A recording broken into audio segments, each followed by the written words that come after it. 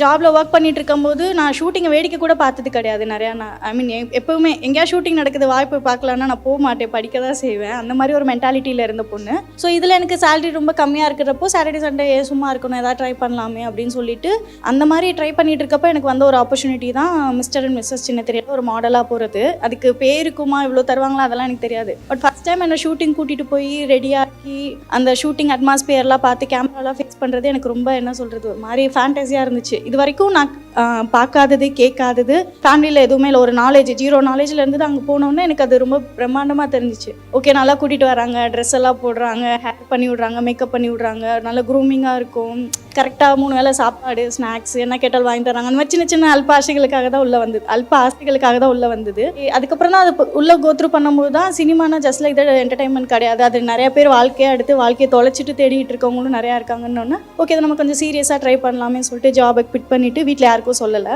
ஒரு 6 மாதம் அப்படியே ட்ரை பண்ணி ஒரு சீரியலில் கமிட் ஆனேன். ஃபஸ்ட்டு சிஸ்டர் கேரக்டர் அது சரியாக பண்ண முடியல, எனக்கு தெரியல, நாலேஜ் இல்லை, ஒர்க் பண்ணிகிட்டே பேலன்ஸ் பண்ண முடியல. அப்புறம் ஜாபை குவிட் பண்ணிவிட்டு சீரியஸாக ட்ரை பண்ணுறப்போ ஓவியாவில் ஆடிஷன் பண்ணப்போ அவுட் ஆஃப் 350 மெம்பர்ஸில் ஒரு 5-6 லெவல் ஆஃப் ஆடிஷனில் அப்பயும் எனக்கு நடிக்க தெரியாது. பட் ஆனால் அந்த பொண்ணு அந்த கேரக்டருக்கு ஒரு 10th 12th முடித்த பொண்ணு மாதிரி குட்டியாக இருக்குது, ஓரளவுக்கு க்யூட்டாக பண்ணுற ரியாக்ஷன்ஸ்லாம் சொன்னால் புரிஞ்சுட்டு பண்ணணும்னு நினைக்கிறா. ஆனால் அவளுக்கு எதுவும் தெரியல, வரல. அவர் என் மேலே ஃபஸ்ட்டு நம்பிக்கை வச்சு கலர்ஸில் என்னை வந்து செலக்ட் பண்ணது தான் இவ்வளோ தூரம் நான் ஹீரோயினாக வந்து ட்ராவல் பண்ணிகிட்ருக்கேன். So super.